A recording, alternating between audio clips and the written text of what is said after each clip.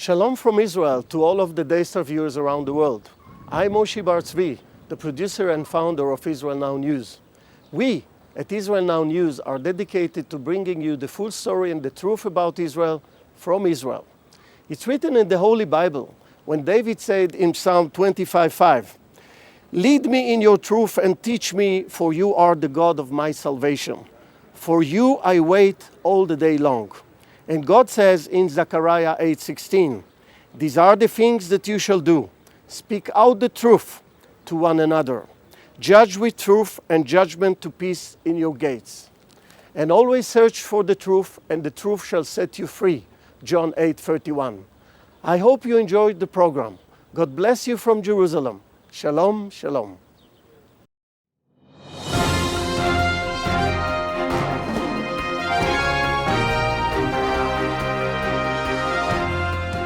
Welcome to Israel Now News. I'm Yochanan El Rom. And I'm Erin Viner.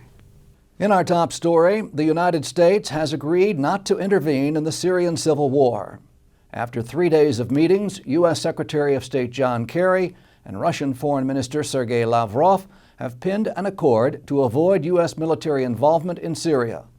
In exchange, President Bashar al-Assad must give an account of his weapons stockpile and ultimately relinquish them to be destroyed. According to the agreement, Syria will be disarmed of chemical weapons by 2014. Israeli Prime Minister Benjamin Netanyahu released a statement saying, "The understandings between the United States and Russia will be tested with results on the ground, and that being the complete destruction of all the chemical weapons stockpiles used by the Syrian regime against its citizens." Netanyahu added that Assad's test also applies to the international community's efforts to stop Iran's nuclear program. Here, too, action rather than words will be the deciding factor. In any case, Israel must be prepared to defend itself by itself against any threat, and this ability and willingness is more important than ever. Numerous reports have surfaced claiming that in spite of agreeing to cooperate with the U.S. and Russia, Assad has ordered the relocation of his chemical weapons arsenal. U.S. and Israeli intelligence officials are reporting that an elite unit of the Syrian army has been moving the weapons to clandestine locations throughout the Arab Republic as well as into Iraq. This potential development has left many to believe that Assad agreed to the proposal merely as a means to distract the international community while he intends to hide and protect his weapons of mass destruction. A U.S. intelligence official told the Wall Street Journal that the Syrian regime has 1,000 metric tons of chemical and biological agents that we know of, and there could be more.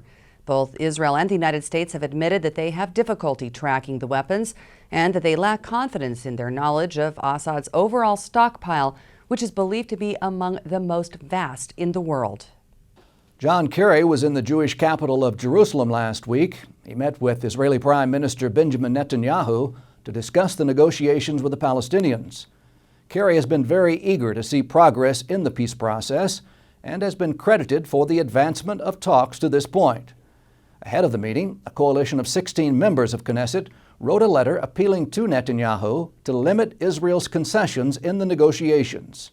In a desperate attempt to avoid the bloodshed that the country experienced after the Oslo Accords, the MKs wrote, "Tell the Secretary of State that Israel has no intention of returning to the parameters of the Oslo Accords or relinquishing any more of Israel's homeland to the Palestinian Authority."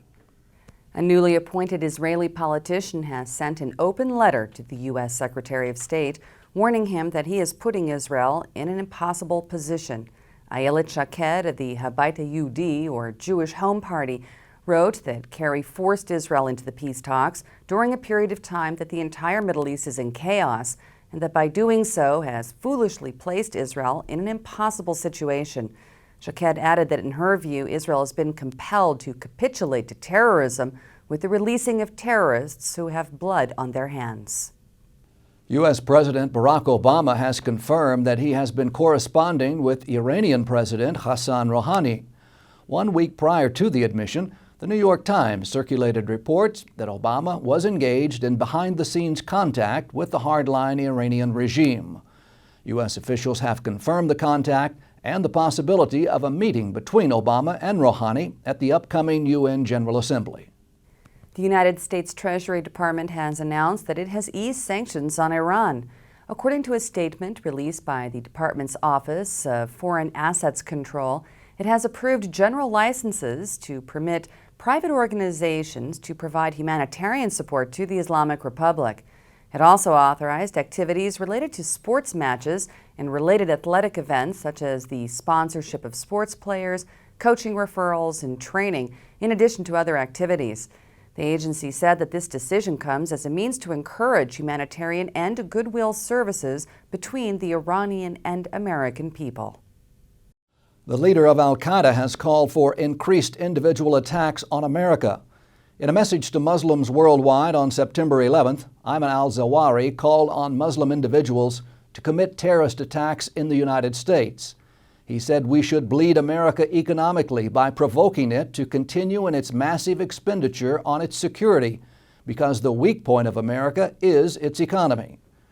He went on to say, as we defeated America in the gang warfare in Somalia, Yemen, Iraq, and Afghanistan, so should we follow it with war on its own land.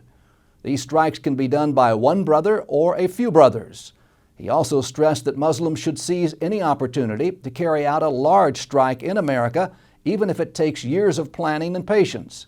He praised the Boston bombers, saying the Boston incident confirms to the Americans that they are not facing individuals, organizations, or groups, but they are facing an uprising of the Muslim community that rose in jihad to defend its soul, dignity, and capabilities. Christians in Afghanistan are reportedly in grave danger, according to the Christian Today magazine, which was reporting that a member of the parliament has openly called for the execution of Christians in his country. MP Nazir Ahmed Hanafi told local reporters that the continuing conversion to Christianity by Afghani citizens is an offense to Islamic laws and that the Quran dictates that they must be executed. The spread of Christianity is greatly troubling to Afghanistan's Islamic leaders, reportedly leading the Islamic Council of the country to petition President Hamid Karzai to address the issue. Pope Francis has written an inspiring letter to Christians around the world, praising Jews for keeping their faith and for being the root of Christianity.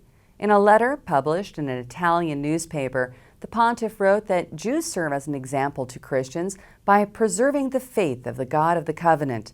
He also encouraged Christians to learn Jewish customs and history, saying that to be a good Christian, it is necessary to understand Jewish history and traditions.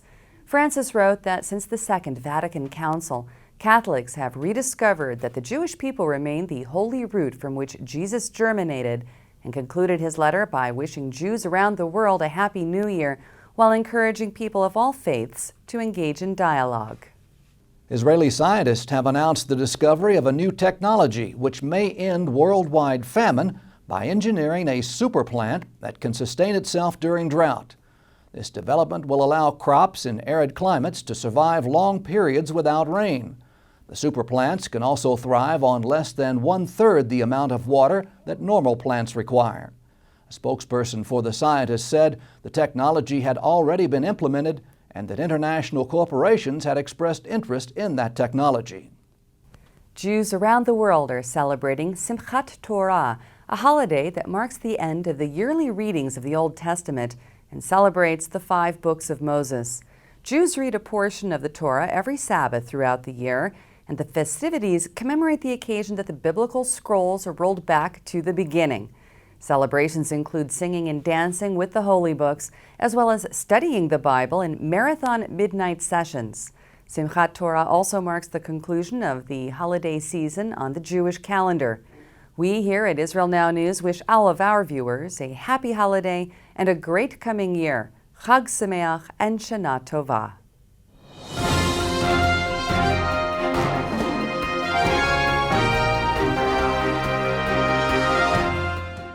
More than 1 million Jewish children have been killed by abortion in Israel since 1948. Israel is currently engaged in a demographic war for its very survival as a Jewish state.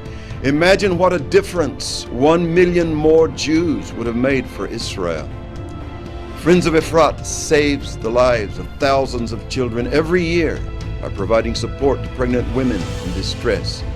Since 1977, Efrat has saved over 30,000 lives and is recognized as a world leader in preventing abortions. You can play a major role in Israel's survival now by helping us save Israel's unborn children.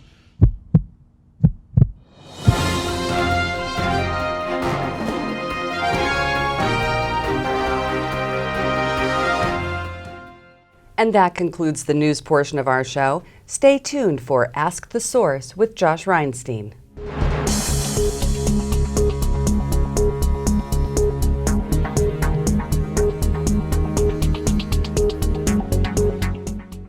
Hello and welcome to Ask the Source. I'm your host, Josh Reinstein, and we're here in yet another beautiful day on our rooftop studio in Jerusalem. My guest today is Niamh Ellis, the business correspondent for the Jerusalem Post. Niamh, thank you for being on the show. Thanks for having me, Josh. Niamh, our economy here has been a real miracle. All over the world for the last few years, the economy has completely collapsed, yet we keep growing and strengthening. How is this possible? Well, we have been very lucky. Israel was very smart going into the entire crisis ahead of time. It had a very strong conservative view for how its banking system should be run. So when the rest of the world was hit with all those toxic assets that really collapsed the financial system, Israel wasn't really exposed. We only shrank in our economy for about a quarter, and then we continued growing, and we've been growing ever since in rates that I think most of the Western world would really be envious of. You know, Stanley Fischer is seen here as a complete all-star when it comes to being the head of the Bank of Israel. What are some of the things that he's done specifically that helped us in the economy over the last few years? Well, Stanley Fischer is really one of those guys that everybody respects. It's amazing. Everyone from all sides of the opposition, pro, anti, everyone really respects him. And during his tenure here as the Bank of Israel governor, he really professionalized the bank and brought it to levels that were, I think, on par with a lot of other professional institutions around the world. He put in a monetary committee. And in fact, we've already seen the positive effects of that, because since he's left, and we've been waiting for a new governor, it's shown some real stability, whereas that might have not happened in the past because there were these new reforms that he implemented. One of the criticisms that we've seen here in Israel is the home prices. Home prices have skyrocketed over the last 5 years. Why do you think that's happened? Well, there are a couple of reasons for it. One of them does have to do with interest rates that have stayed very low and made it an attractive investment. But the truth is, people from all over the world want to have a place in Israel, so you have a lot of people coming and investing from outside. And the problem is, once the prices go pretty high, you don't want to just pop them and sink them again. So the question is how to get them back on par without having a dramatic drop. One of the things that they really have to do is just put more supply on the land to meet the demand, and that's sometimes difficult to do with the bureaucracy. But that's the plan, and the government is really making an effort to put more housing units out there. They're clearing out huge swaths of Tel Aviv. They're moving an airport from the north of Tel Aviv, which is prime real estate, over to Ben Gurion Airport, so that they can build more apartments and have more of that supply on the market. You know, people say that we live in a beautiful house in a really bad neighborhood. We live in the Middle East. There's danger all the time. Egypt had their, spring. Syria has their civil war. Lebanon, there's always a threat. How are these issues around us affecting our internal economy? You know, it's actually really amazing to see how resilient Israel has been. In the second Intifada, there was a real hit for the economy because there were things happening in Israel, and it was a very scary and difficult time. However, since then, the resilience of the Israeli economy has really shown through, even through operations with Lebanon and Gaza, where there are rockets coming in. Famously, a company called Iskar up in the north stayed open and didn't miss a beat throughout the entire Second Lebanon War in 2006. It ended up getting bought out by Warren Buffett. And that's the kind of example of the way that the economy has shown resilience even when there are rockets falling. Of course, other things that happen in the neighborhood still affect us. Recently, when it became clear that the U.S. was going to have a military strike on Syria after the chemical weapons use, it had an immediate effect on the shekel's strength and the stock market, but those are minor in comparison to the kinds of effects that used to be. One of the most exciting things in our economy is the find of natural gas off the coast of Haifa. How will that impact our economy here in Israel? Well, the natural gas is a boon for Israel. We've always said, we don't have any natural resources except for our brains, and now there are both the brains and the natural resources to boost them. The GDP growth is supposed to go up about an entire percentage point just because of the gas. And that's really going to help Israel in energy independence. It's going to help lower the costs of a lot of the industry here because it can use our own gas instead of getting it from abroad from people that don't really want to give it to us. And especially with Egypt in turmoil, which used to supply a lot of our gas, having our own source of natural gas is going to be very helpful. We see a lot of companies coming from all over the world and just buying Israeli technologies, buying Israeli companies. Why is this continuing? We just saw actually Google buy Waze for $1 billion. Why are people coming to Israel to invest their money? The idea of startup nation, it's something that's really caught on because there's truth to it. We're an innovation hub. Israelis think different and they are problem solvers. So it really is a place where people innovate and make a lot of technology. So all over the world, people are coming here. This year, I think, has set a record. Our exits, startups that people have bought from abroad and companies have bought from abroad have reached $5 billion already this year. And, the year isn't even through yet. So I think the constant ability to come up with new solutions and tackle problems in a way that, problem solving in the Middle East makes you do is the kind of thing that's helped.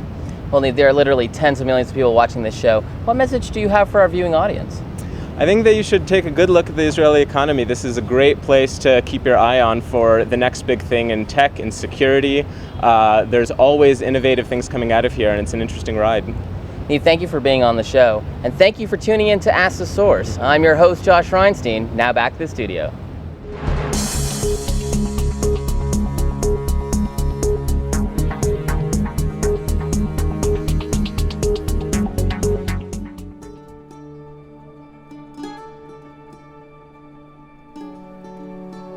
This is Jerusalem, Israel's capital city. It's an ancient and modern treasure that is beyond belief.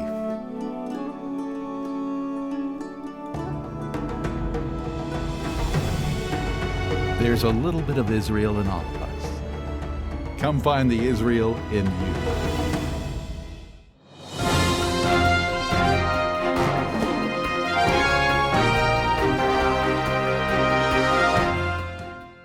Up next, Shining Light from Israel.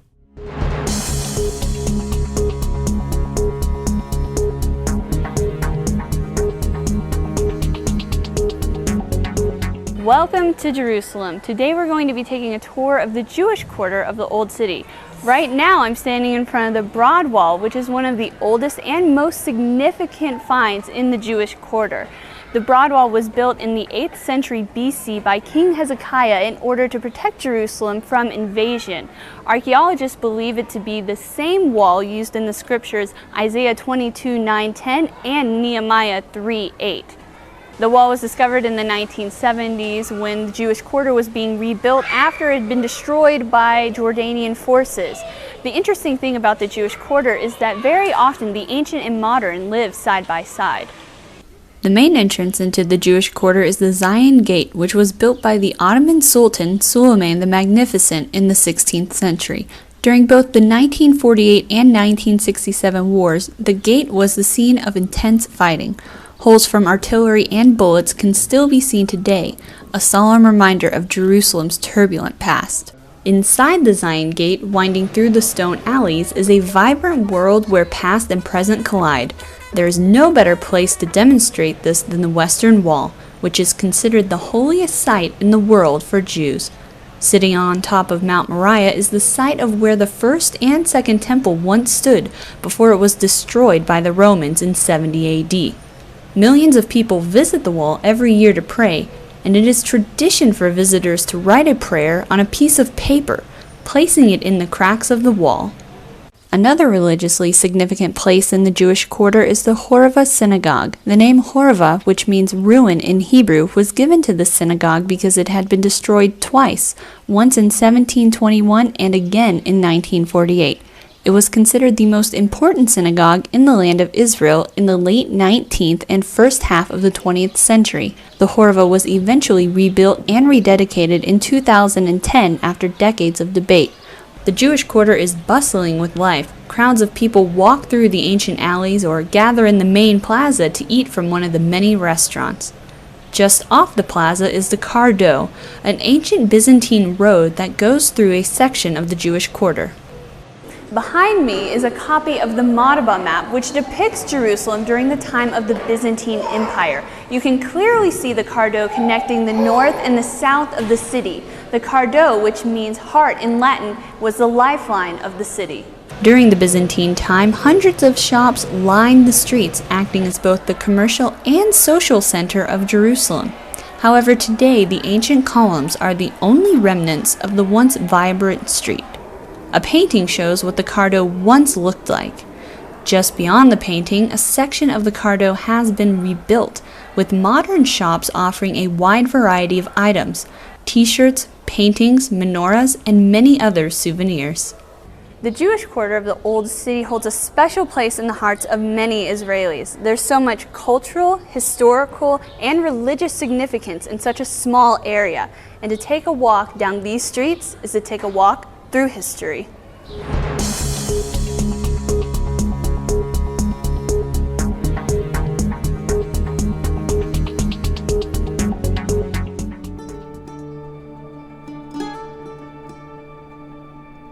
Anywhere else, this would be a vacation by a lake.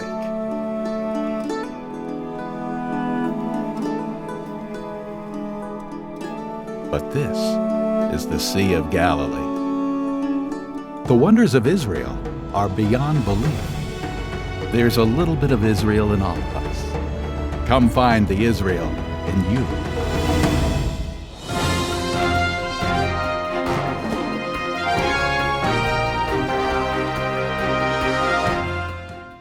Please stay tuned for the ICEJ report from the International Christian Embassy, Jerusalem.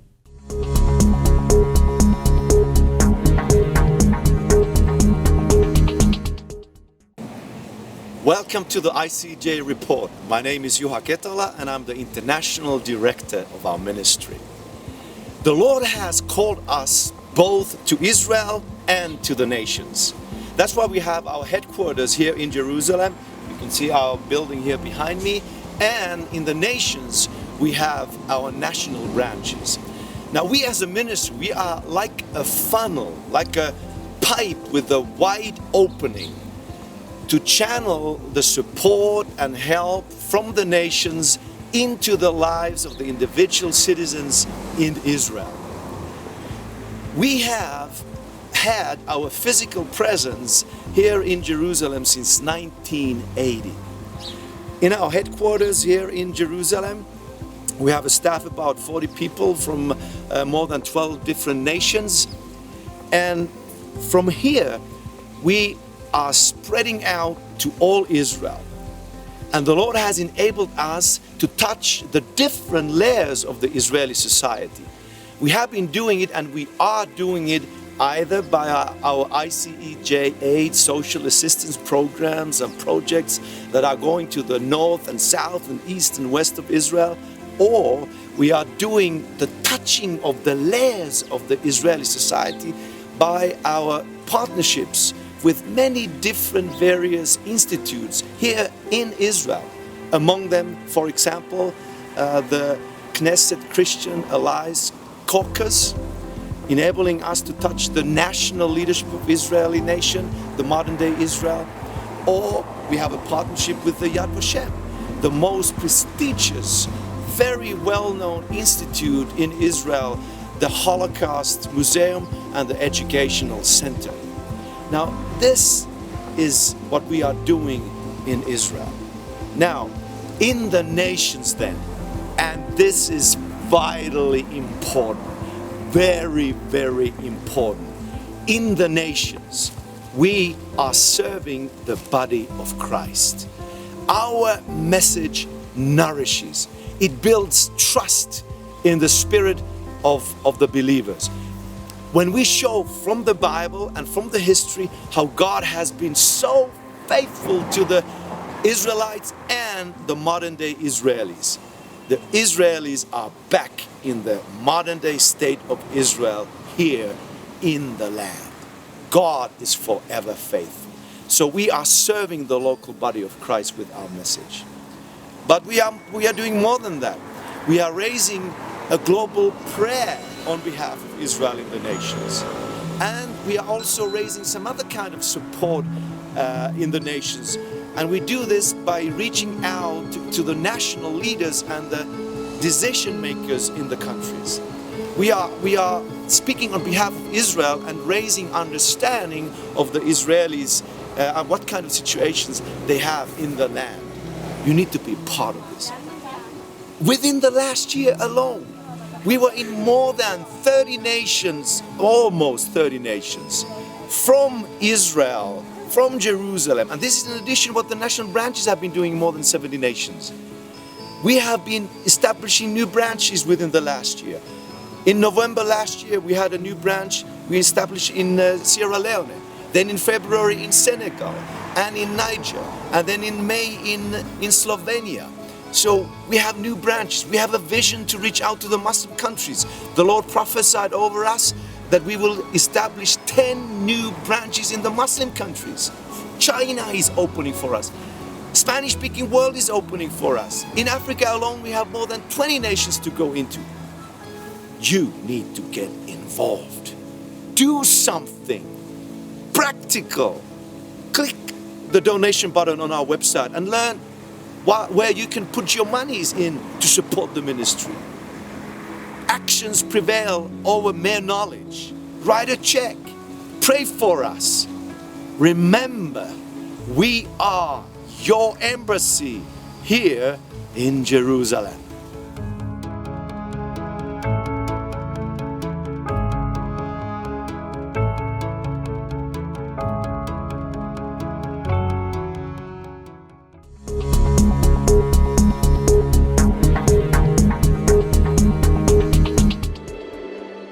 Those who dreamed about the Jewish state, those who wrought the historical miracle and against all odds established a state, those who arrived in the homeland to their new home, those who propelled Israel forward step after step. I have no doubt that this expanded partnership with our many Christian supporters will greatly strengthen Israel in the years ahead.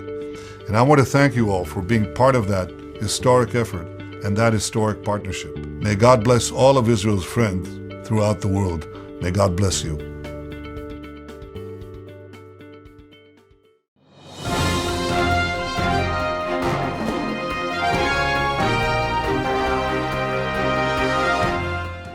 That's all for this edition of Israel Now News. I'm Yochanan El-Rom.